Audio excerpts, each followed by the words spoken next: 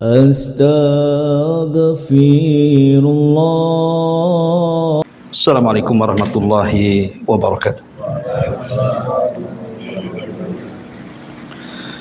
Alhamdulillah wassalatu wassalamu ala Rasulillah wa ala alihi wa sahbihi wa mawalah wa la hawla wa la quwata illa billahi wa ba'du. Alhamdulillah, di malam hari ini kita perdana duduk bertalabul ilmi di Pondok Pesantren Cahaya Ilmu.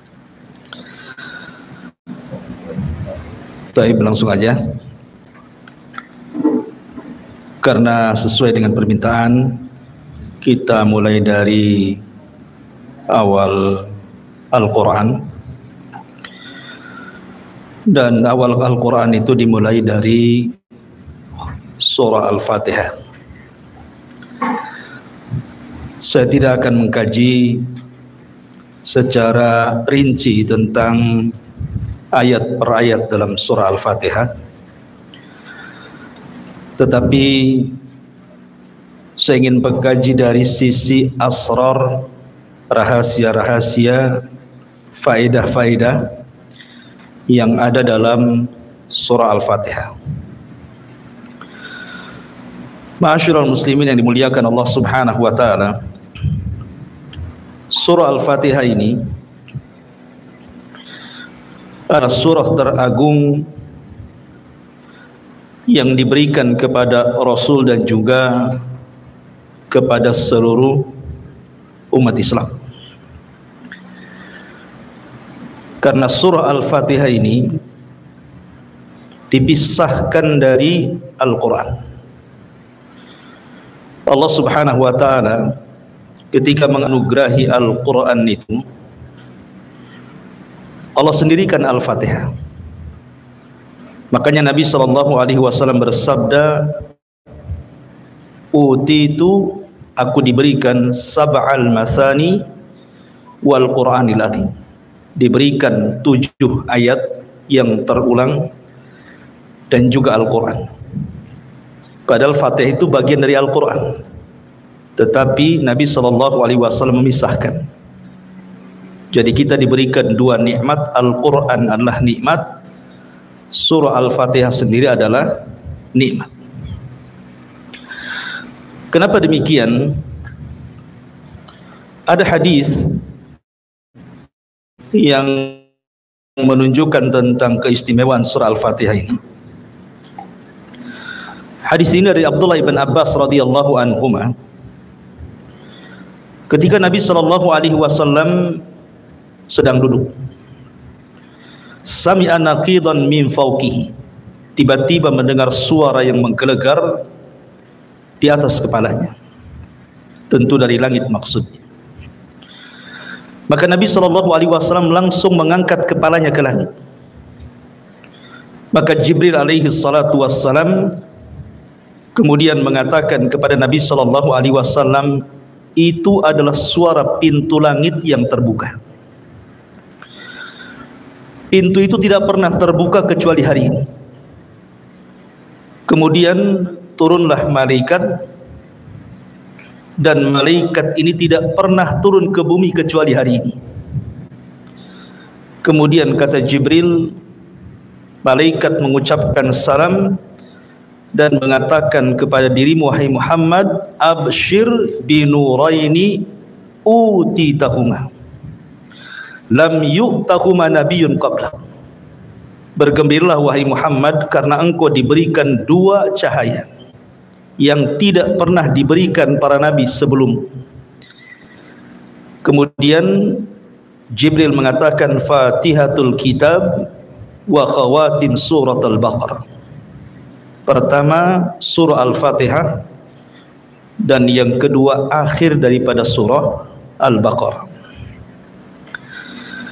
Dalam riwayat, Nabi SAW mengatakan bahwa surat ini tidak pernah diturunkan dalam Taurat, tidak pernah diturunkan dalam Injil, bahkan tidak ada yang semisal dalam Al-Quran.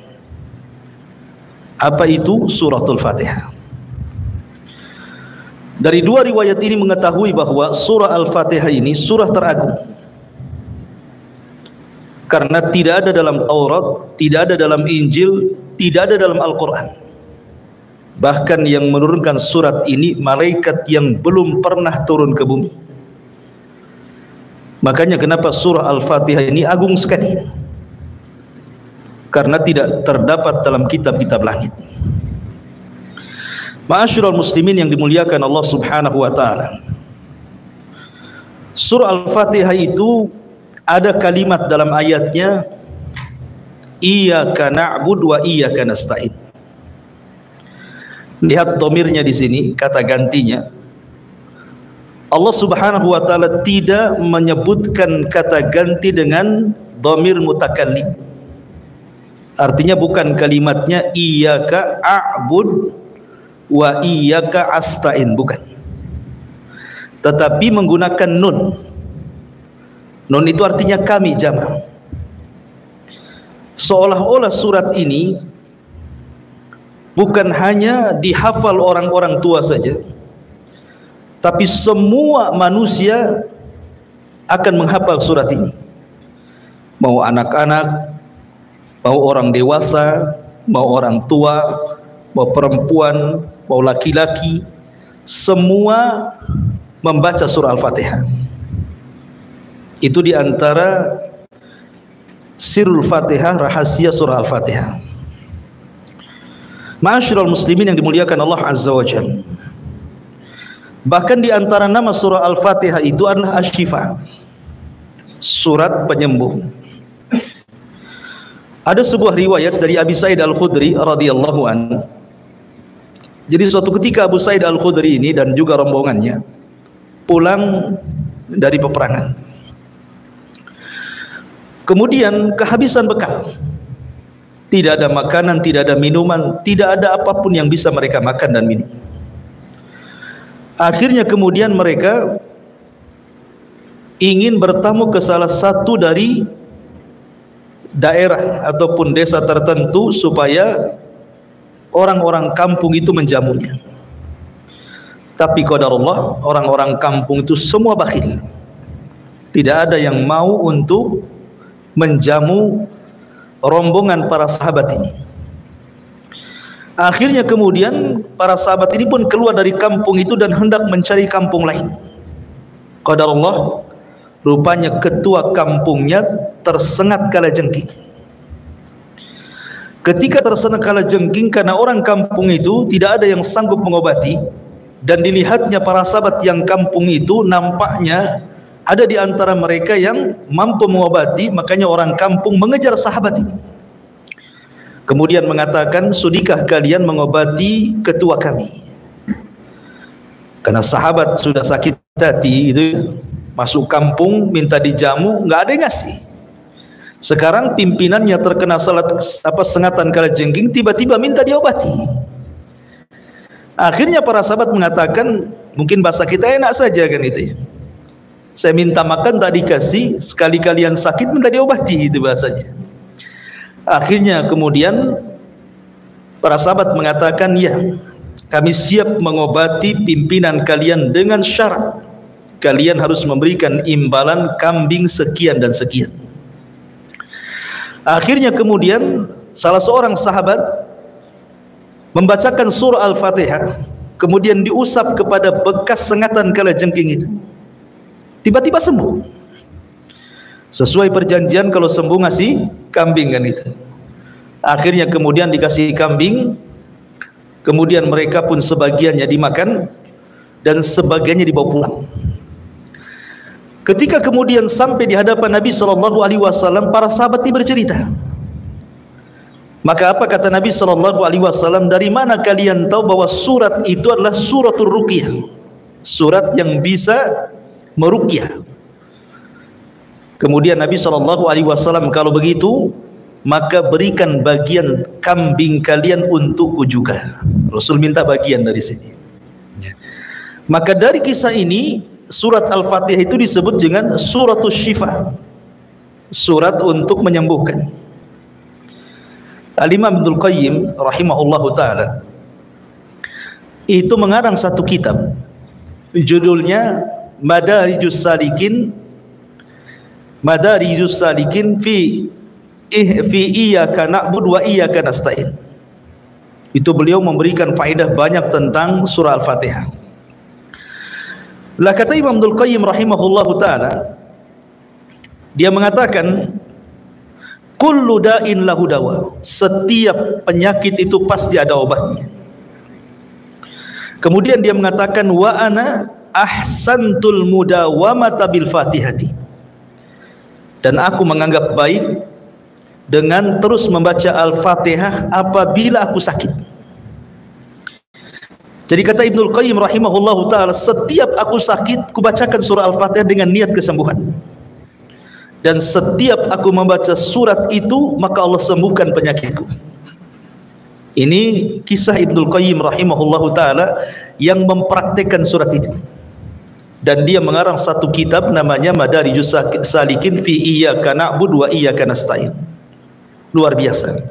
Intinya bahwa surah Al-Fatihah itu salah satu rahasianya adalah israrnya dalam sebuah pengobatan.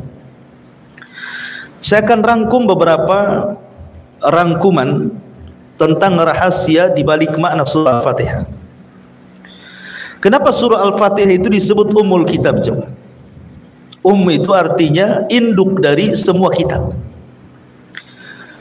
Karena kata Imam Ibnul Qayyim rahimahullahu ta'ala, sesungguhnya Allah subhanahu wa ta'ala ketika menurunkan kitab-kitab dari langit itu, jumlahnya berapa? 104 kitab.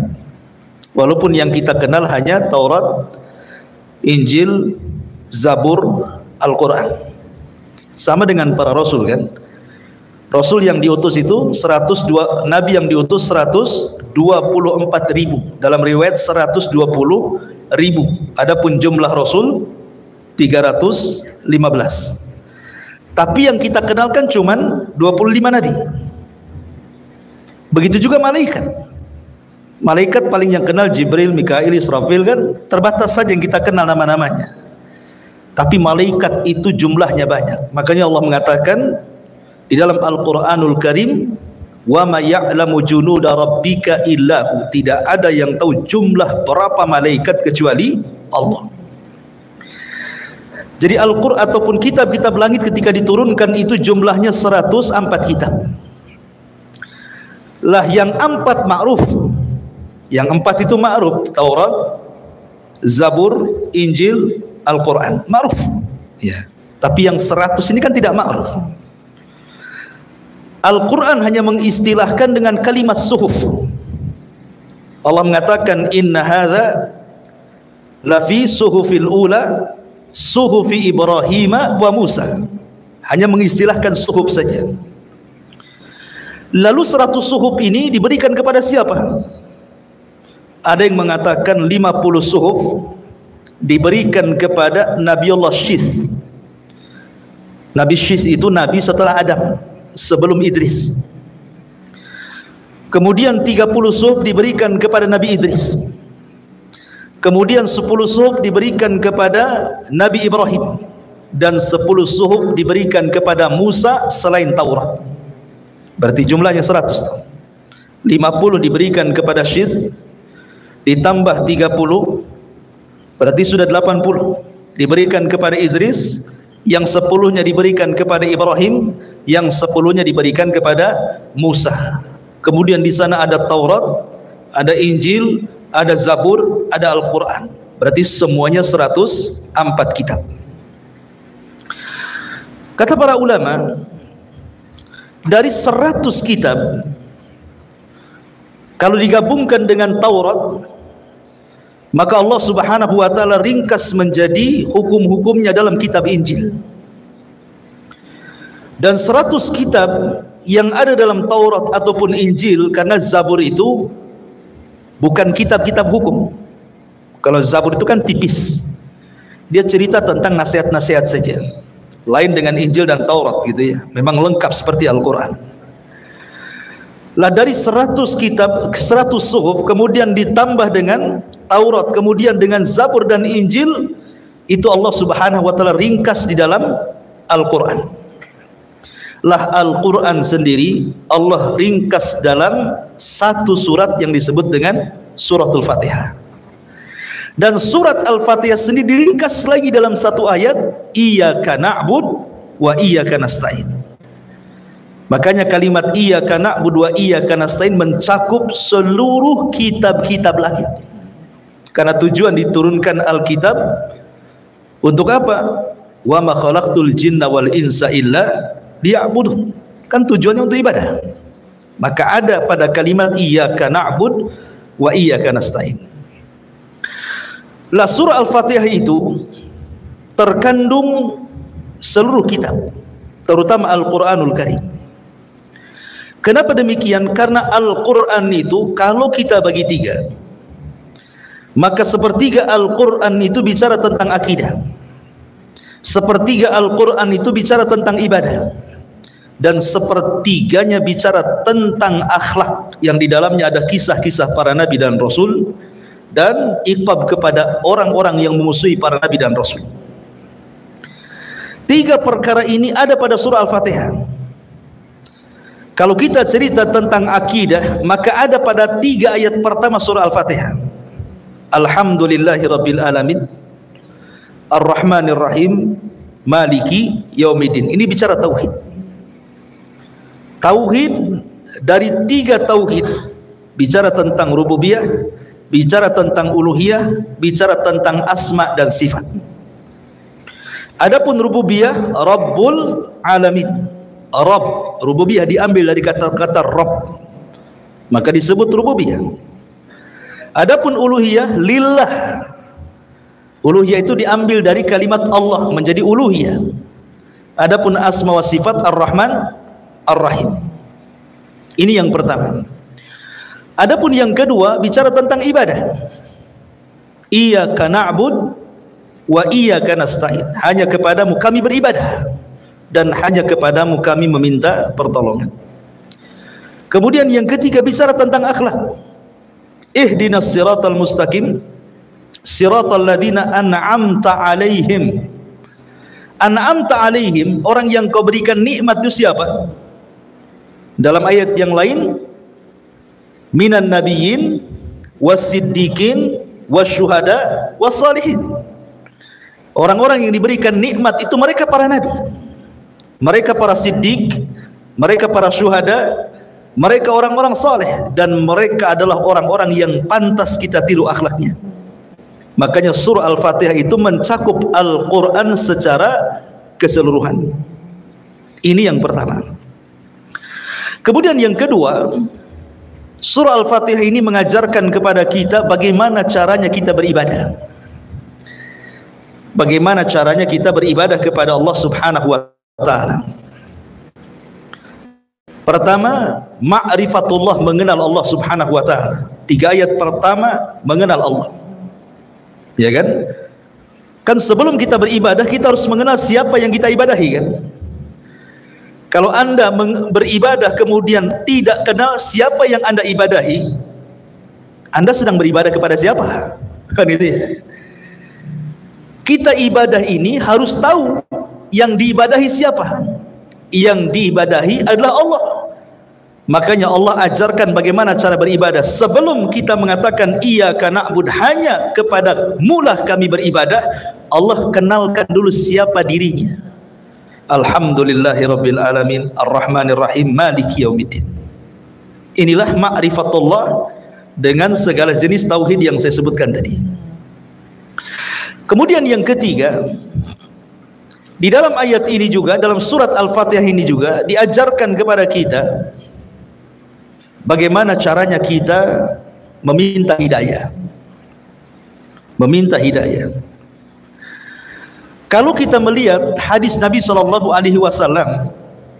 tentang balasan orang yang membaca surah Al-Fatihah dalam sholat, kata Nabi SAW, Fatihah itu dibagi menjadi 2. Separuhnya untuk Allah dan separuhnya untuk hamba.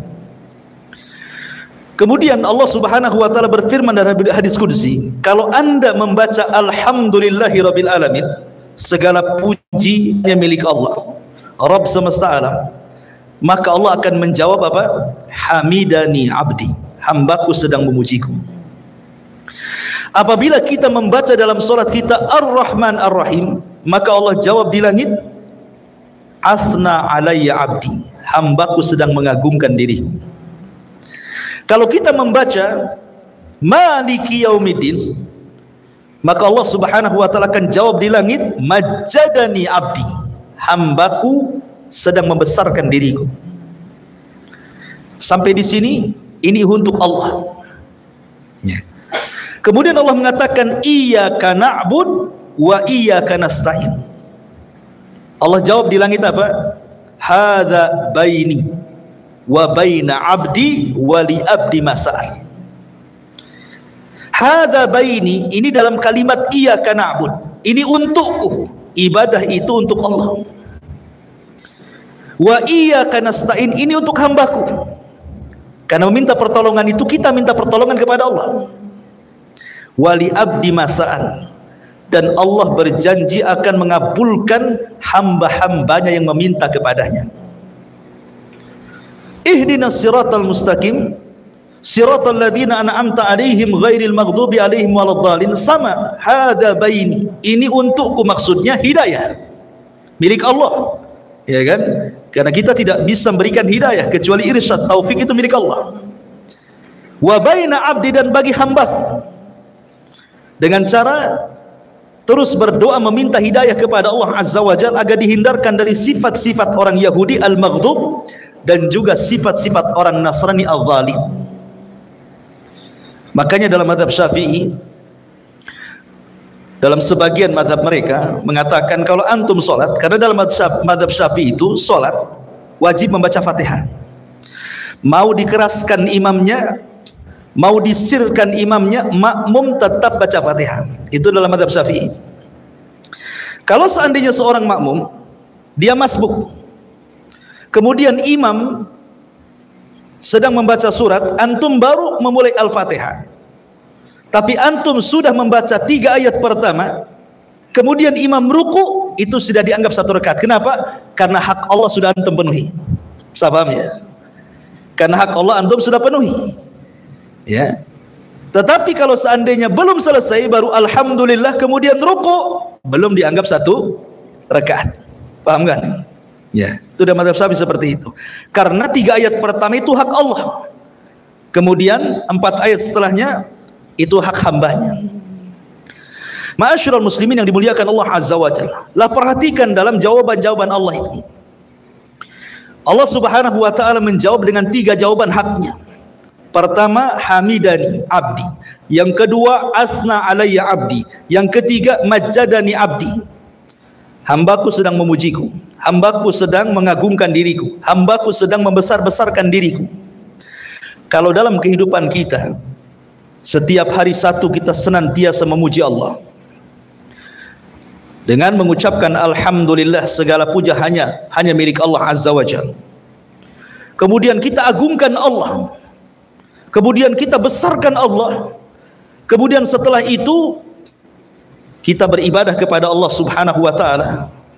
Kemudian setelah itu kita berdoa kepada Allah isti'anah, maka 5 perkara ini sebab kita mendapatkan hidayah. Karena tartibnya seperti itu kan? Ya. Tartibnya alhamdulillahirabbil alamin, berarti kita disuruh untuk memuji Allah. Ar-Rahman Ar-Rahim, disuruh mengagungkan Allah. Maliki Yaumiddin, disuruh membesarkan Allah. Iyyaka na'bud, disuruh beribadah kepada Allah. Wa iyyaka nasta'in, disuruh berdoa kepada Allah. Maka di situ Allah mengatakan ihdina. Kalau kita amalkan 5 perkara, maka kita dapat hidayah. Maka dalam surah Al-Fatihah ini terkandung bagaimana sebab kita mendapatkan hidayah. Yang ajibnya adalah dalam kalimat-kalimat Al-Fatihah, di situ ada Ar-Rahman Ar-Rahim, berarti sifatnya rahmah.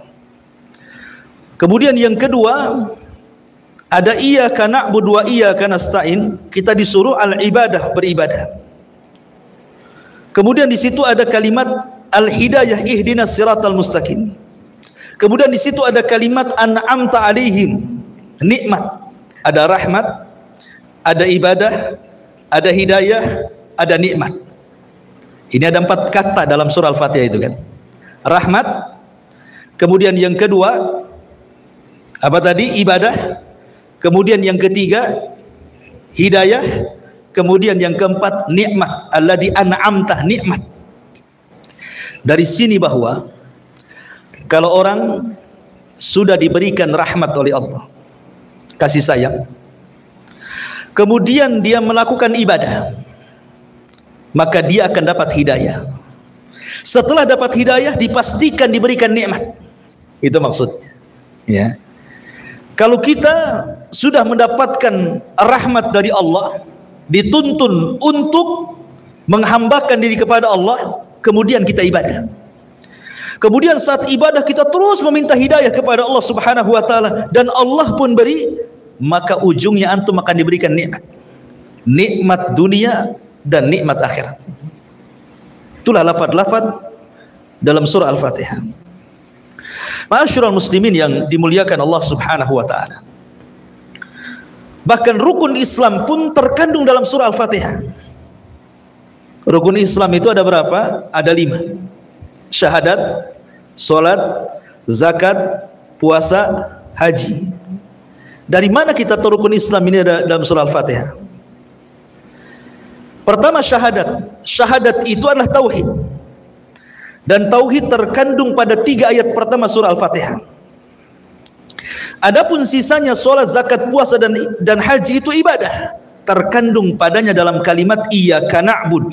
Hanya kepadamu ya Rabb kami beribadah. Berarti mencakup salat, mencakup puasa, mencakup zakat, mencakup haji. Jadi rukun Islam ada pada surah Al-Fatihah juga. Ma'asyiral muslimin yang dimuliakan Allah Azza wa Jalla, bahkan lebih daripada itu, dalam surah Al-Fatihah ini terkandung ususul ibadah, pondasi-pondasi ibadah. Ibadah itu ada 2 perkara yang antum harus ketahui. Pertama, syurutul ibadah, syarat sah diterimanya ibadah. Yang kedua, arkanul ibadah, rukun-rukun ibadah.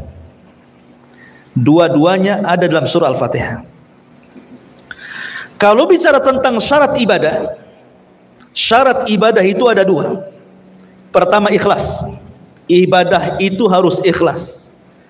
Mana ayatnya? Alhamdulillah. Kita harus memuji karena Allah. Menunjukkan ikhlas. Tauhid uluhiyah di sini. Kemudian yang kedua, ittiba. Ihdinas siratal mustaqim siratal ladzina an'amta. Kita meminta petunjuk agar kita diberikan jalan kepada orang yang kau berikan nikmat. Maka yang pertama orang diberikan nikmat adalah para nabi. Dan nabi yang diutus kepada kita siapa? Rasulullah. Kita harus mencontoh Nabi sallallahu alaihi wasallam. Maka di sini ada syurut ibadah. Kemudian yang kedua, arkanul ibadah, rukun ibadah. Rukun ibadah ada 3. Tidak bisa antum tinggalkan satu daripada 3 rukun ibadah ini. Ibadah tidak akan berpahala. Pertama, al-mahabbah, kecintaan kita kepada Allah. Yang kedua, al-khawfu, perasaan takut kita kepada Allah. Yang ketiga, ar-raja'u, perasaan harap kita kepada Allah Azza wa Jalla. Ini 3 perkara tidak boleh, tidak harus dihadirkan dalam ibadah. Ketika kita beribadah, kita harus cinta, bukan terpaksa. Ketika beribadah, kita harus takut tidak diterima ibadahnya. Ketika kita beribadah, kita harus mengharap dengan ibadah ini Allah akan berikan balasan berupa sorga dan kenikmatannya. Ini 3 perkara tidak boleh tinggalkan dalam ibadah. Makanya disebut arkanul ibadah namanya, rukun-rukun ibadah. Dan itu ada pada surah Al-Fatihah. Pertama, al-mahabbah, perasaan cinta. Alhamdulillah. Segala puja dan puji hanya milik Allah. Tidak mungkin kita memuja dan memuji Allah kecuali karena cinta. Makanya kalau orang cinta pasti memuji. Kalau orang benci pasti mencela. Kan begitu ya? Kalau kita memuji orang, hilang keburukannya, yang ada kebaikannya. Kalau kita membenci, hilang kebaikannya, yang ada keburukannya. Maka kalimat alhamdulillah itu artinya penanaman cinta kepada kita, cinta kepada Allah Subhanahu wa ta'ala. Kemudian yang kedua, raja, harapan. Ar-Rahman Ar-Rahim. Ini ada kandungan harapan. Kenapa? Karena Ar-Rahman Ar-Rahim itu sifatnya sama, rahmat. Artinya kasih sayang Allah Subhanahu wa ta'ala kepada kita. Di sini ada harapan, ada ketenangan bagi kita. Kita ini sedang bermuamalah dengan zat yang penuh dengan rahmat. Makanya segudang dosa yang kita lakukan, kalau kita menghadap Allah Subhanahu wa ta'ala dan tidak membawa kesyirikan sedikit pun, tetap Allah terima taubatnya. Bahkan orang yang berbuat syirik sekalipun kalau bertobat, tetap diterima tobatnya. Ada harapan, harap kepada Allah Subhanahu wa ta'ala. Kemudian yang ketiga, al-khauf, perasaan takut. Dari mana kita ambil? Maliki yaumiddin, bahwa Allah itu raja di hari pembalasan. Kita harus takut. Makanya kata Umar bin Khattab radhiyallahu an, ketika memberikan catatan kepada kalimat Maliki yaumiddin, beliau mengatakan, kalau seandainya orang paham bahwa di sana ada yaumuddin, yaumuddin itu hari pembalasan, ma'akalal qawiyyu dhaif, tidak mungkin orang kuat memakan orang lemah. Tidak mungkin orang itu semena-mena gitu ya, menindas itu tidak mungkin. Kenapa? Karena ada balasan. Iya, di dunia dia bisa menekan orang, di akhirat dia ditekan Allah. Kan itu ya. Makanya kalau paham bahwa yaumuddin, apa din? Din itu bukan agama. Din itu artinya balasan. Semua orang akan dibalas karena kezalimannya. Makanya kalau orang paham perkataan Umar bin Khattab bahwa di sana ada hari pembalasan, tidak mungkin orang itu mencuri, tidak mungkin orang berdusta, tidak mungkin orang menipu, tidak mungkin orang zalim, tidak mungkin orang hasad, tidak mungkin orang menyakiti, tidak mungkin orang mencela, mencaci, memaki, menggibah dan yang lainnya. Kenapa? Di sana ada hari pembalasan gitu ya. Maka timbul perasaan al-khaufu, takut. Berarti dalam surah Al-Fatihah juga di situ ada ususul ibadah, namanya pondasi-pondasi ibadah, baik syaratnya ataupun rukunnya. Jadi luar biasa surah Al-Fatihah itu. Ya. Ma'asyiral muslimin yang dimuliakan Allah Subhanahu wa taala. Kemudian juga kalau kita melihat petikan-petikan dalam surah Al-Fatihah, Allah Subhanahu wa taala ketika menyebut kalimat alhamdulillahirabbil alamin, pujian hanya milik Allah Subhanahu wa taala.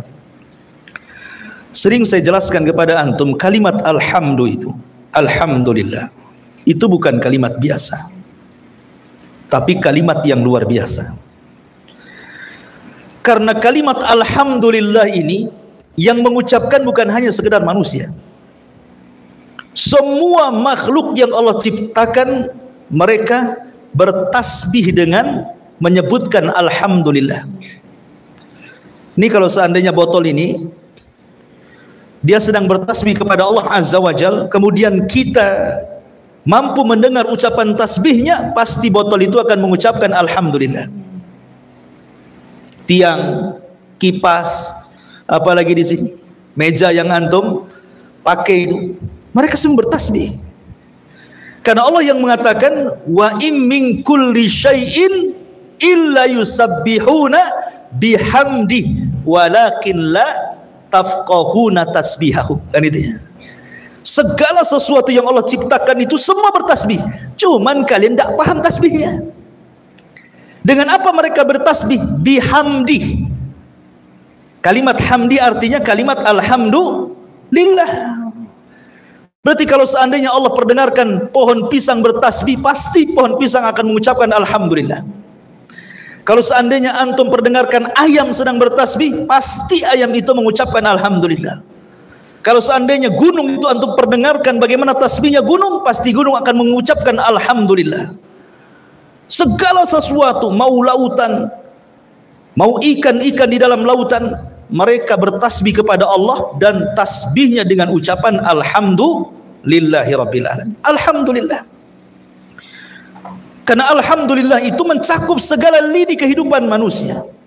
Bukan hanya diucapkan orang senang saja, orang susah pun mengucapkan alhamdulillah. Enggak percaya antum? Datang ke orang sakit. Gimana kondisinya? Alhamdulillah. Sakit saya tidak terlalu parah. Tuh sebelah sana itu sudah meninggal kemarin. Alhamdulillah juga dia. Padahal dia stroke. Ya. Apalagi orang sehat, kaifa haluk, alhamdulillah bi khair.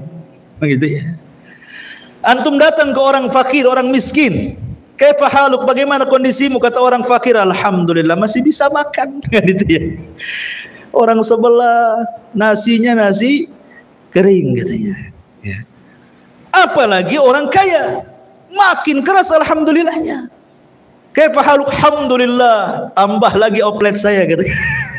Semua orang mengatakan alhamdulillah.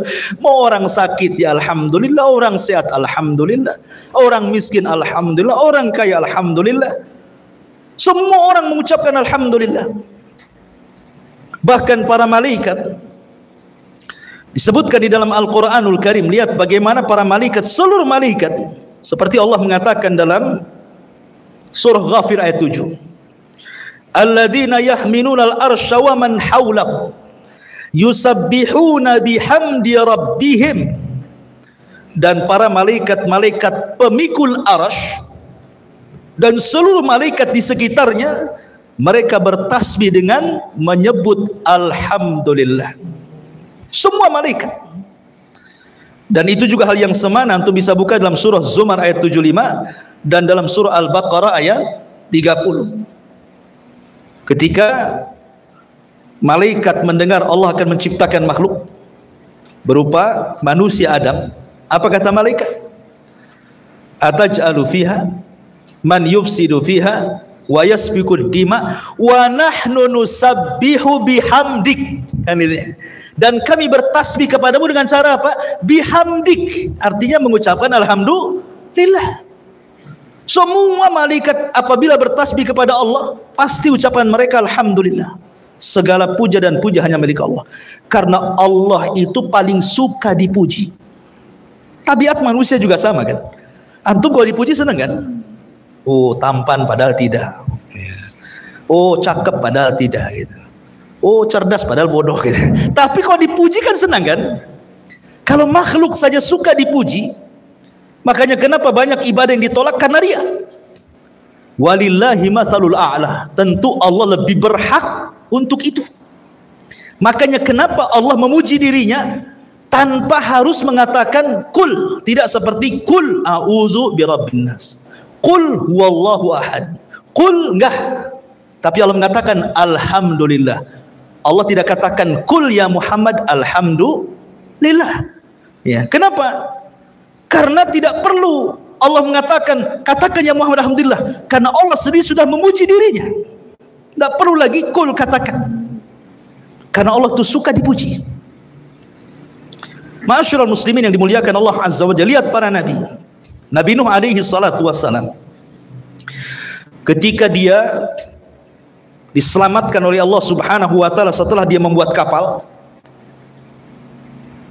dan kaumnya mengejek Nabi Nuh dan mengatakan, ya Nuh, kemarin kau jadi nabi, sekarang jadi tukang kayu pula katanya. Karena dia buat kapal, jadi diejek sama kaumnya. Nuh, kenapa kau tidak berdakwah lagi? Asih sibuk buat kapal katanya. Kapalnya pula di padang pasir. Ya. Mana bisa kapal itu berjalan di padang pasir? Seperti seorang penyair Arab mengatakan apa? Tarjun najata walam tasliku masalikaha innas safinata la tajri ala yabas. Engkau mengharap keselamatan tapi tidak pernah menempuh jalannya. Bagaimana mungkin kapal laut bisa berjalan di padang pasir? Kan itu ya. Jadi Nuh itu dia membuat kapal di padang pasir. Sehingga kaumnya itu menganggap gila kalau buat perahu ya di laut sana, ngapain buat kapal di padang pasir. Kemudian mereka mengejek, ya Nuh, kemarin kau jadi nabi, sekarang kau jadi tukang kayu, katanya. Mereka tidak paham Nuh sedang mempersiapkan sesuatu yang Allah perintahkan karena kecongkakan umatnya. Ketika betul-betul kapal sudah jadi, tanda-tandanya sudah ada, maka Nuh kemudian memasukkan orang yang beriman dan binatang sepasang-pasang ke perahunya. Kemudian terjadi banjir bandang dan tufan ketika semua umatnya tenggelam, dan Allah selamatkan Nuh alaihi salatu wassalam. Apa kata Nuh dalam surah Al-Mu'min ayat 28? Allah katakan, faqulil hamdulillahilladzi najjana minal qaumi zalimin. Katakan ya Nuh, alhamdulillah. Allah mengatakan, katakan ya Nuh, alhamdulillah, yang telah menyelamatkan kami dari kaum yang zalim. Nuh disuruh mengucapkan alhamdulillah. Kemudian Nabi Ibrahim ini sudah tua dan juga istrinya sudah tua, mandul lagi, tidak mungkin punya anak. Makanya kemudian karena sudah putus asa tidak mungkin punya anak, Sarah mengatakan kepada Ibrahim, menikahlah kau dengan Hajar, mudah-mudahan kau punya anak. Akhirnya kemudian digaulilah Hajar, betul-betul hamil, punya anak Ismail. Rupanya selang beberapa waktu, akhirnya kemudian Sarah pun punya anak Ishak. Terkadang harus dipancing dulu ya. Jadi antum yang menikah lama tidak punya anak, coba poligami kayak Ibrahim. Lihat bagaimana Allah Subhanahu wa taala firmankan dalam surah Ibrahim ayat 39, alhamdulillah alladzi wahabali 'alal kibari Ismail wa Ishaq inna rabbi lasami'ud du'a. Apa kata Ibrahim? Alhamdulillah, yang telah menghibahkan kepadaku, memberikan kepadaku di saat tuaku Ismail kemudian Ishak. Ibrahim mengucapkan alhamdulillah, kan itu ya. Kemudian juga kita lihat Nabi Daud dan juga Sulaiman. Nabi Daud itu dan Nabi Sulaiman ini kehususan nabi-nabi Bani Israel. Bani Israel itu terdiri daripada 12 putra Yakub dari 4 wanita. 12 inilah yang disebut dengan bapak-bapak Bani Israel, karena Israel sendiri adalah nama lain daripada Yakub. Yakub itu nama lainnya Israel. Punya anak 12. Dari 12 ini punya anak, maka kumpulan anak-anaknya itu disebut Bani Israel. Tetapi dari putra-putra Yakub hanya ada 2. Satu turunannya jadi nabi, satu turunannya jadi raja semua. Pertama dari Lawi atau Lawa, semua jadi nabi. Ribuan para nabi terlahir dari Lawa ibn Yakub. Tetapi yang turunannya jadi raja dari Yahuda, yang turunannya disebut Yahudi, itu semua jadi raja sampai ke anak cicitnya. Tetapi Nabi Daud dan Sulaiman putranya itu menggabungkan 2 keistimewaan, raja plus nabi. Kalau yang lain kan raja ya raja saja, nabi ya nabi saja. Tapi Nabi Daud dan Sulaiman itu menggabungkan 2 nikmat itu, nikmat raja dan nikmat nabi. Allah Subhanahu wa taala mengingatkan akan nikmat yang Allah anugerahkan kepada Daud dan juga Sulaiman. Apa kata Allah dalam Al-Qur'an? Walaqad ataina Dawuda wa Sulaimana ilma wa qala alhamdulillahilladzi faddalana ala katsirin min ibadihil mu'minin. Dan sungguh kami telah berikan kepada Daud dan Sulaiman pengetahuan luas soal dunia dan akhirat. Dunia jadi raja, akhirat jadi nabi, kan itu. Kemudian keduanya mengatakan alhamdulillah, segala puja dan puji itu hanya milik Allah yang telah mengutamakan kami atas kebanyakan hamba-hamba Allah yang beriman. Nabi Sulaiman dan Daud mengucapkan alhamdulillah, kan itu. Bahkan Nabi SAW juga disuruh oleh Allah Subhanahu wa taala untuk mengucapkan alhamdulillah. Seperti Allah mengatakan, "Qulil hamdulillah wa salamun ala ibadihi alladziina astafallahu khairun amma yusyrikun." Dalam surah An-Naml ayat 59. Katakan ya Muhammad, alhamdulillah. Rasul disuruh memperbanyak ucapkan alhamdulillah. Bahkan kalimat yang pertama diucapkan Nabi Adam adalah alhamdulillah. Jadi ketika Allah Subhanahu wa taala menciptakan Adam, diutus malaikat Jibril, Mikail dan malaikat-malaikat yang untuk mengambil tanah di bumi ditolak sama bumi. Enggak boleh. Ketika diutus malakul maut, bumi tidak bisa apa-apa. Sehingga malakul mautlah yang mengambil tanah-tanah dengan berbagai macam sifat dan warnanya dari bumi diangkat ke langit. Itulah bahan baku Adam. Karena bahan baku Adam itu dari sifat-sifat bumi, ada yang keras, ada yang lembut, ada yang becek gitu ya mungkin bahasa kita. Ada yang tanah hitam, ada yang tanah putih, ada yang merah dan macam-macam warna tanah. Makanya sifat manusia sama dengan sifat tanah. Makanya tanah, ada orang yang keras, oh mungkin dari tanah keras gitu ya. Ada yang lembut, mungkin dari yang becek-becek gitu, lempung-lempung gitu ya. Ada yang hitam, oh mungkin dari tanah hitam. Ada yang putih, mungkin dari tanah putih. Ada yang kehitaman, keputihan atau belang, mungkin campuran gitu. Jadi semua sifat manusia itu kembali kepada sifat tanah. Ya. Diangkatlah Nabi bahan baku Adam ini ke langit. Kemudian Allah sendiri yang membentuknya. Ingat, Allah sendiri yang bentuknya. Itulah keutamaan Adam, dibentuk oleh Allah. Allah yang bentuk. Makanya Allah mengatakan laqad khalaqnal insana fi ahsani taqwim. Sungguh kami, kata Allah, menciptakan manusia dengan sebaik-baik bentuk. Adam diciptakan sebaik-baik bentuk. Makanya manusia itu paling indah ciptaannya dibandingkan semua makhluk Allah yang Allah ciptakan di bumi. Coba perhatikan binatang. Tidak ada binatang itu yang bisa berdiri di antara dua kaki. Sebutkan binatang apa? Dia bisa berdiri dengan dua kaki, berjalan tegap gagah seperti manusia. Tidak ada. Sapi 4 kaki, kambing sama, ya kan? Ular tak punya kaki lagi dia. Dia pakai perut jalannya kan itu ya. Apalagi kera, ya. Kera juga tidak bisa 2 kaki tegap, sekali-kali aja dia. Ya. Kucing apalagi bisa dia berdiri waktu atraksi saja. Habis itu dia tidak ada ceritanya binatang itu yang berdiri dengan 2 kaki dengan tegap kecuali manusia kan. Karena memang manusia itu fi ahsani taqwim. Allah sendiri yang bentuk. Lah ketika Allah Subhanahu wa taala memasukkan ruh kepada Adam di hadapan para malaikat, pertama kali Adam itu bersin. Haji gitu. Ya.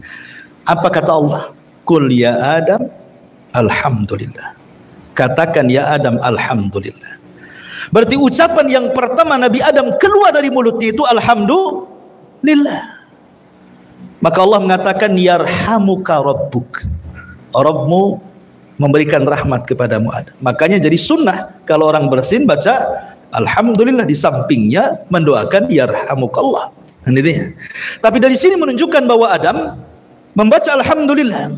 Pertama ucapan keluar dari mulut Adam itu alhamdulillah. Bahkan bukan hanya malaikat, Adam, para nabi, orang yang masuk neraka saja mereka mengucapkan alhamdulillah. Kenapa orang masuk neraka mengucapkan alhamdulillah? Penduduk neraka ketika mengucapkan alhamdulillah bukan karena senang, tetapi karena mereka dimasukkan ke dalam neraka bukan karena kezaliman Allah, tapi karena keadilannya. Ya. Allah itu ketika mengadab manusia bukan karena kezaliman, bukan karena Allah zalim kepada makhluk, tidak. Itu semua karena keadilannya. Sebab kalau Allah menyiksa karena kezalimannya, habis manusia itu. Makanya penduduk neraka masih mengucapkan alhamdulillah, apalagi penduduk surga. Bahkan orang yang pertama keluar dari kubur, orang-orang yang beriman ketika dibangkitkan tiupan sangkakala yang kedua, ketika manusia bangkit dari kuburannya, apa kata Allah? Allah Subhanahu wa taala berfirman, yauma yad'ukum Yauma yad'ukum fatastajibuna bihamdi wa tadhunnuna illa bistum illa qalila. Dalam surah Isra 52. Pada hari ketika Allah memanggil kalian, maksudnya membangkitkan kalian dari kubur-kubur kalian.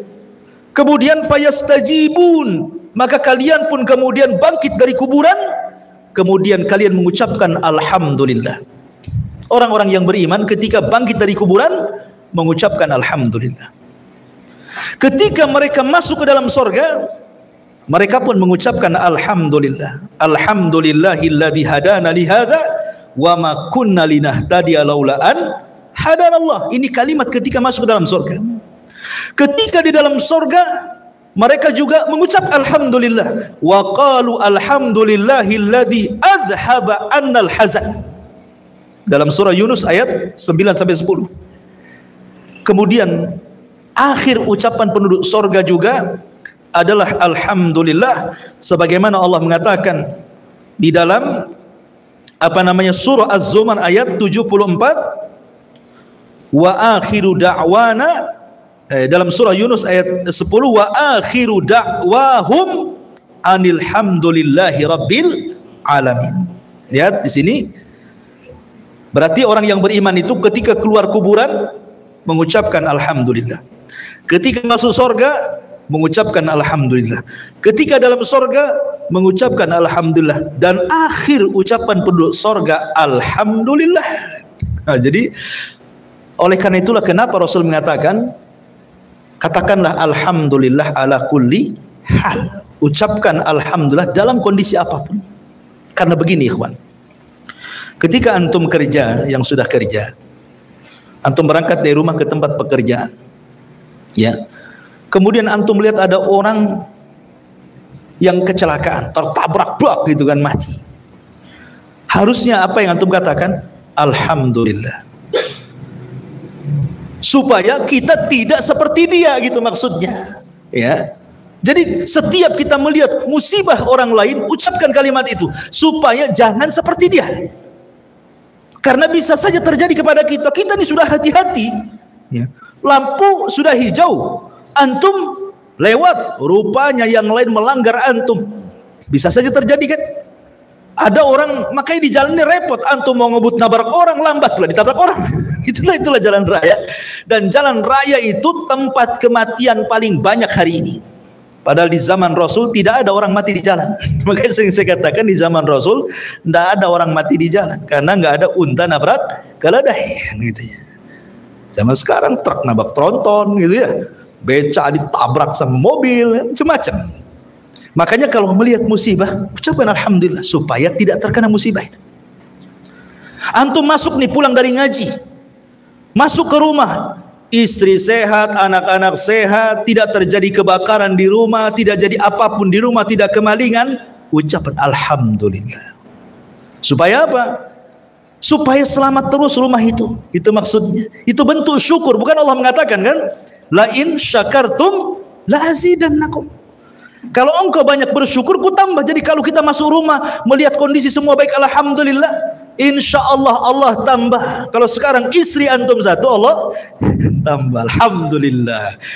Kata akhwat, inna lillah wa inna ilaihi rajiun. Masyarul muslimin yang dimuliakan Allah. Intinya kalau kita kupas, alhamdulillah, banyak kan nih rahasia-rahasia dalam surah Al-Fatihah ini, ya. Masyarul muslimin yang dimuliakan Allah Azza wa Jalla. Ar-Rahman Ar-Rahim. Ar-Rahman Ar-Rahim ini bukan kalimat biasa, ya. Minimalnya kita ucapkan 17 kali dalam sholat kita kan. Dalam sholat wajib saja, belum sholat-sholat sunnahnya. Karena Ar-Rahman Ar-Rahim itu kalau antum perhatikan, kita memperhatikan maknanya, seolah-olah kita sedang diliputi rahmat Allah, kasih sayang Allah subhanahu wa ta'ala. Kasih sayang Allah itu banyak sekali, ikhwatu fiddin, muliakan Allah azza wa jalla. Sampai-sampai Nabi SAW ketika bicara tentang rahmat Allah subhanahu wa ta'ala, Allah itu memiliki mi'atu rahmah, 100 rahmat. Kemudian anzala minha rahmatun wahidah. tapi yang diturunkan ke bumi cuma satu. Bayangkan, Allah itu punya 100 rahmat kasih sayang, tapi yang diturunkan ke bumi cuma satu. Tapi dengan satu ini saja kita bisa melihat bagaimana seorang ibu menyayangi anaknya, ya kan? Bagaimana seorang bapak menyayangi anak-anaknya, bagaimana seorang anak cinta dengan ayahnya, bagaimana sesama binatang saling sayang. Kita lihat satu saja kita melihat luar biasa, ya, rahmat bagi manusia itu. Bagaimana orang masuk surga? Yang rahmat Allah itu 99 kan di sana. Yang satu saja kita bisa melihat bagaimana kasih sayang manusia dengan manusia yang lain itu luar biasa. Seperti ada di zaman sahabat itu yang menggendong ibunya haji dari awal manasik sampai selesai karena cintanya dengan ibunya. Uwais ibn Qaran, Uwais al-Qarani, itu seorang kibarut tabi'in, hidup di zaman Nabi. Sebenarnya dia bisa jadi sahabat, tinggal datang dari Yaman ke Madinah berjumpa dengan Nabi, jadi sahabat dia kan. Karena syarat jadi sahabat itu harus melihat Nabi, beriman kepada Nabi, dan mati di atas agama Nabi. Itu sahabat namanya. Tapi Uwais al-Qarani bela-bela dia birrul walidain, sayangnya dengan ibunya sampai mengalahkan semuanya, ya. Begitulah rahmat ditanamkan oleh Allah Azza wa Jalla. Pada satu rahmat itu yang diturunkan, tetapi untuk satu dunia, mencakup ke binatangnya, mencakup ke manusianya, dan begitu seterusnya. Bagaimana di sorga yang 99 rahmat itu? Di dunia saja kita sudah tenang, apalagi orang tua punya 5 anak, semua anaknya berbakti, tenang rasanya gitu ya. Itu rahmat Allah itu. Gimana di sorga yang 99 itu kan, ya. Jadi kalimat Ar-Rahman Ar-Rahim ini bicara tentang rahmat, bicara tentang rahmat, kasih sayang Allah Subhanahu wa Ta'ala kepada kita. Sehingga kalau kita yakin Allah itu sayang dengan kita, ikhwatu fiddin, maka tidak ada orang yang putus asa di dunia ini. Nggak ada. Kebanyakan orang yang putus asa itu karena tidak paham kalimat Ar-Rahman Ar-Rahim ini. Apalagi seperti tadi yang saya jelaskan, Maliki Yaumiddin, ditanamkan sifat takut gitu ya. Kalau orang paham dengan kalimat Maliki Yaumiddin, maka dia akan bisa menanamkan tingkatan Islam tertinggi dalam Islam. Apa? Muraqabah. Jibril bertanya kepada Rasul, apa itu Islam? Apa itu iman? Apa itu ihsan? Kan itu ya. Berarti tingkatan Islam itu ada 3. Dimulai dari Islam, kemudian iman, kemudian ihsan. Berarti paling tinggi itu ihsan. Dalam Islam itu paling tinggi ihsan. Ihsan itu artinya merasa diawasi Allah. Dan kalau kita paham Maliki Yaumiddin, berarti Anda sedang dididik ihsan, ya, tingkatan muraqabah yang luar biasa. Sebab kalau seandainya kita paham kalimat Maliki Yaumiddin, tidak ada di dunia orang ini berbuat jahat, ikhwan. Tenang di dunia ini. Yang mencuri nggak jadi, takut nanti dibalas di akhirat. Yang mau berbohong nggak jadi, yang mau nipu nggak jadi, yang mau korupsi nggak jadi, yang mau berdosa nggak ada jadi, mau bergibah nggak jadi. Tenang dunia ini, nggak ada kejahatan kalau paham Maliki Yaumiddin. Tapi karena tidak paham, akhirnya kemudian habis sholat nyolong kotak infak. Berarti tidak paham dengan Maliki Yaumiddin. Dia mau nyuri kotak infak itu sholat dulu dia, baca Fatihah juga dia, Maliki Yaumiddin, habis itu diambil pula kotak infak. Berarti nggak paham yang dibaca. Makanya baca surah Al-Fatihah itu dalam sholat itu janganlah dikebut-kebutkan, jangan pula satu nafas. Oh, dolin gitu kan ada tuh, ya. Sholat tarawih 5 menit 23 menit. Cuman dia bisa memahami Fatihah itu, karena setiap kalimat dalam surah Al-Fatihah itu ada jawabannya. Dan ada makna yang tersembunyi di situ untuk kita resapi gitu loh. Makanya wajar kalau seandainya Allah mengatakan innas salata tanha anil fahsya'i wal munkar, sesungguhnya salat itu bisa mencegah perbuatan keji dan mungkar. Keji itu ucapan kotor, mungkar itu perbuatan fasik. Karena orang yang salat kalau paham kalimat Maliki Yaumiddin tidak mungkin mengucapkan kalimat kotor, tidak pula mungkin melakukan perbuatan fasik. Kan itu ya? Karena pasti akan ada balasannya gitu maksudnya. Karena ada tuh pertanyaan, Ustaz, katanya sholat itu bisa mencegah perbuatan keji dan mungkar. Kok habis sholat masih banyak orang mabuk? Itu yang adzan itu tukang adu ayam itu katanya. Karena tidak paham kalimat per kalimat dalam surah Al-Fatihah itu. Kalau dia meresapi Maliki Yaumiddin saja, sudah istirahatlah bumi dari penjahat. Itu satu ayat dalam surah Al-Fatihah.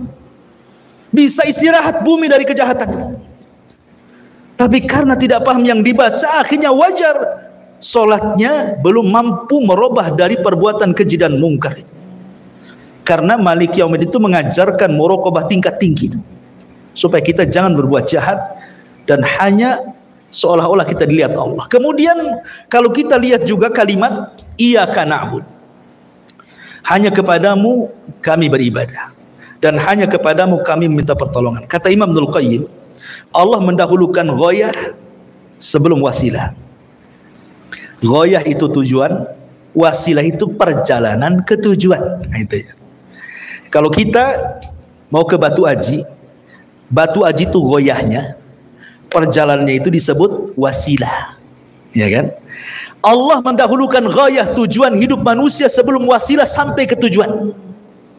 Karena tujuan kita ibadah, isti'anah itu wasilah. Ya. Berarti kita diajarkan dalam kalimat iyyaka na'budu wa iyyaka nasta'in itu penghambaan diri. Apa sih itu ibadah? Ibadah itu kata lain daripada al-khudu wat tadzallul, itu ibadah. Khudu itu artinya merendahkan, tadzallul itu menghinakan. Kita merendahkan diri di hadapan Allah dan menghinakan diri di hadapan Allah. Makanya kenapa Allah itu paling suka kepada orang yang sujud. Karena ketika kita sujud itu betul-betul kita sedang merendahkan diri kepada Allah. Disitulah Allah akan ijabah setiap doa orang yang sujud. Karena hadisnya bahwa seafdal-afdalnya doa ketika sujud. Allah tidak mungkin menolak doa orang yang sedang sujud. Maka kalau ingin berdoa ketika sujud itulah, karena itu waktu rendah-rendahnya kita di hadapan Allah itu. Ketika merendahkan betul, meletakkan dahi di tanah, itulah sebenarnya merendahkan kita kepada Allah. Kalau orang paham iyyaka na'bud, saya kira tidak ada orang sombong di bumi ini. Enggak ada. Karena semuanya harus merendahkan kepada Allah. Tidak ada orang yang congkak, yang sombong, yang takabur, itu tidak ada. Kalau seandainya para penguasa itu ketika sujud dalam solat, kemudian ketika dia membaca surah Al-Fatihah iyyaka na'bud, maknanya kita harus merendahkan dan menjadi hamba bagi Allah. Tidak mungkin kemudian dia takabur ketika menjadi pemimpin. Karena di sana ada pemimpin yang sesungguhnya Allah Subhanahu wa taala. Apalah kita di hadapan Allah, wallahu akhrajakum min butuni ummahatikum la ta'lamuna syai'a. Ketika kita dikeluarkan dari rahim ibu kita, kita tidak tahu apa-apa loh. Melihat saja tidak, mendengar saja tidak, bergerak saja tidak bisa, lemah. Baru sedikit-sedikit Allah kasih pendengaran, kasih pemandangan, kasih gerakan, kasih kekuatan. Besar sedikit, kasih kuat badan, kasih kecerdasan. Dengan cerdas akhirnya sekolah, dengan sekolah jadi insinyur, jadi dokter, jadi ini, jadi itu. Semua Allah yang kasih. Lalu kenapa Anda sombong? Itu maksudnya. Karena tidak paham kalimat iyyaka na'budu wa iyyaka nasta'in. Kalau orang paham kalimat ini, tidak ada orang nyembah, sembah. Nah, kandungan Al-Fatihah itu luar biasa kemana-mana gitu. Iyyaka na'budu wa iyyaka nasta'in. Ihdinas siratal mustaqim. Ya. Ihdinas siratal mustaqim ini cerita hidayah. Hidayah itu penting, ikhwan.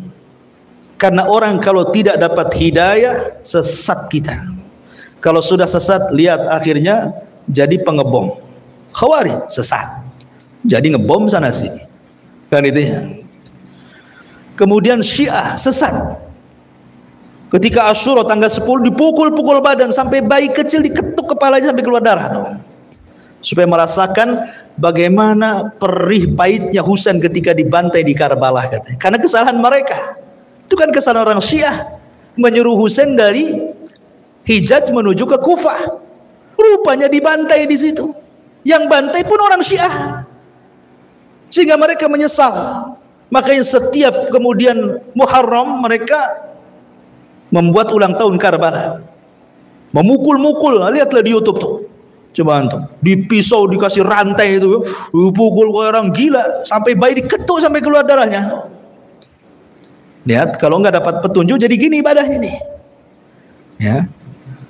Lihat orang-orang yang merasa makrifat, akhirnya tidak sholat, tidak puasa, tidak zakat, tidak haji, karena sudah makrifat, sudah kenal dengan Allah, tidak perlu sholat lagi, tidak perlu puasa lagi, maksiat pun boleh, karena Allah ada pada hatinya, sudah berkumpul dengan badan yang disebut hululiyah, manunggali kaulu gusti, orang Jawa bilang. Sudah nyatu gitu ya, sudah nyatu, akhirnya buat apa lagi ibadah? Sholat yang penting eling katanya. Kalau sudah eling dikatakan sholat. Dalilnya apa? Inna sholata li dzikri. Sholat itu untuk mengingatku. Berarti kalau sudah ingat tak perlu sholat. Lihat akhirnya apa? Nggak sholat nggak apa. Lihat kalau nggak kasih petunjuk seperti ini jadinya. Ya. Jadi kalau kita tidak dapat petunjuk, sesat kita. Ya. Macam-macam. Akhirnya ada orang ngaku nabi, ada pula pengikutnya. Dulu ada namanya siapa, Ahmad Musaddiq kan itu. Saya dengar sudah tobat, alhamdulillah. Ya, sempat ramai gara-gara syahadatnya. Syahadu anna Muhammad Rasulullah diganti ashadu anna Muhammad Ahmad Musaddiq Rasulullah kan. Alhamdulillah, kalau beliau sudah tobat, alhamdulillah, kita doakan terus dapat hidayah. Tapi kalau orang tidak dapat petunjuk, jadi gitu kan. Ya. Kemudian ngaku Imam Mahdi. Baru-baru ini kan ada orang yang mengklaim bahwa ada seorang yang mengaku Imam Mahdi, ciri-cirinya ada pada dia katanya. Dan sekarang sedang membuat pembaiatan di hotel tingkat 3 ya, baiat. Kalau tidak dapat baiat maka dia jadi pengikut Dajjal. Kenapa baiatnya manjur? Karena dia sudah koordinasi dengan Nabi Khidir dan Nabi Muhammad katanya. Jadi panitia itu Nabi Khidir. Coba antum loh, kalau nggak dapat hidayah jadi gini, halu, menghayal. Ya kan? Menghayal jadi kemana-mana jadinya. Itu bahaya kalau nggak dapat hidayah itu. Makanya setiap sholat kita minta kepada Allah, ihdinas siratal mustaqim, ihdinas siratal mustaqim, supaya kita dapat hidayah. Kalau nggak dapat hidayah jadi kayak gini nih, ajaran yang nggak jelas jadinya. Maka ihdinas siratal mustaqim ini penting, husul antum ketika, karena yang menyelamatkan kita di dunia dan akhirat itulah hidayah. Itu yang kita cari dari awal lahir sampai kita mati, hidayah. Apalagi yang kita cari kalau bukan hidayah? Makanya kenapa hidayah itu selalu didahulukan dalam doa Nabi, Allahumma inna nas'alukal huda wat tuqa wal afafa wal ghina. Ya Allah, aku minta kepadamu hidayah. Hidayah dulu Rasul meminta, baru takwa. Karena tidak mungkin dapat hidayah kemudian dia takwa, harus dapat hidayah dulu baru dia takwa. Allahumma nas'alukal huda wat tuqa, baru al-afaf, kehormatan, menjaga kehormatan, baru kekayaan terakhir. Minta kekayaan itu terakhir. Setelah kita meminta kepada Allah hidayah, kemudian meminta kepada Allah takwa, kemudian meminta kepada Allah al-afaf, kehormatan dijaga, baru minta harta. Kita manda, tiga-tiganya tidak ada, yang ada harta aja diminta. Ya Allah kapan kaya, ya Allah kapan maju, ini saya mau buat ini, mudah-mudahan rezekinya dirasakan. Tidak ada itu, semua mintanya aneh-aneh aja. Jadi ihdinas siratal mustaqim itu luar biasa. Siratal ladzina an'amta 'alaihim ghairil maghdub. Maghdub ini majhul, maghdub maf'ul, fa'ilnya disembunyikan. Ya, ketika Allah Subhanahu wa taala menyebutkan orang-orang yang diberikan nikmat, Allah tampilkan pelakunya, an'amta. Tak di situ pelaku. Orang yang engkau ya Allah beri nikmat. Jadi ketika Allah menyebutnya orang-orang yang diberikan nikmat, dimunculkan pelakunya. Siapa mereka? Para nabi, para siddiqin, para syuhada, orang-orang saleh. Tapi ketika Allah menyebut orang Yahudi dan Nasrani, Allah tidak sebutkan pelakunya. Al-maghdub, yang dimurkai. Kenapa Allah tidak katakan orang-orang yang engkau murkai ya Allah, ditampakkan pelakunya? Tidak, menggunakan majhul. Karena hinanya mereka di mata Allah. Karena orang-orang Yahudi itu maghdub, memang betul-betul dimurkai. Kenapa mereka dimurkai? Karena orang Yahudi itu diberikan kecerdasan yang tidak diberikan kepada umat yang lain. Tetapi mereka disesatkan sesat-sesatnya karena mereka sesat.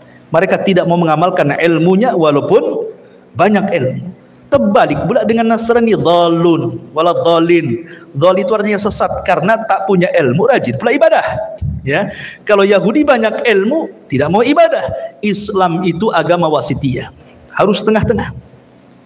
Berilmu juga, beramal juga. Makanya Allah mengatakan wal asri innal insana lafi khusrin illa alladziina amanu. Maksudnya orang-orang yang berilmu wa amilus shalihat, orang-orang yang beramal soleh dengan ilmunya. Baru setelah itu berdakwah wa tawassaw bil haq.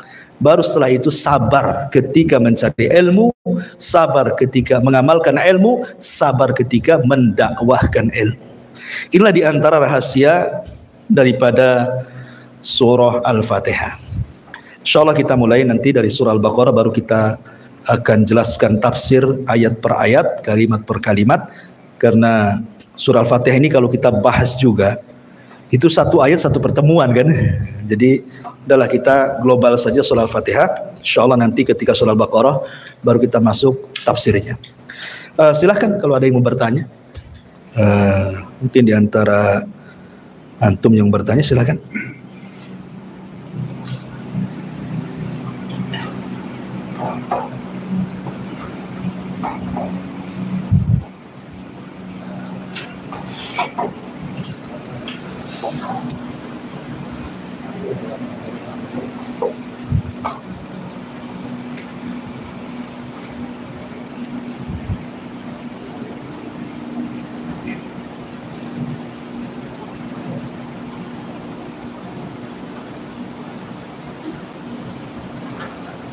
Karena ini perdana mungkin bawaannya ngantuk, kita tutup saja dengan kafaratul majlis. Subhanaka bihamdika asyhadu an la ilaha illa anta astaghfiruka wa atubu ilaik. Allah ta'ala. Assalamualaikum warahmatullahi wabarakatuh.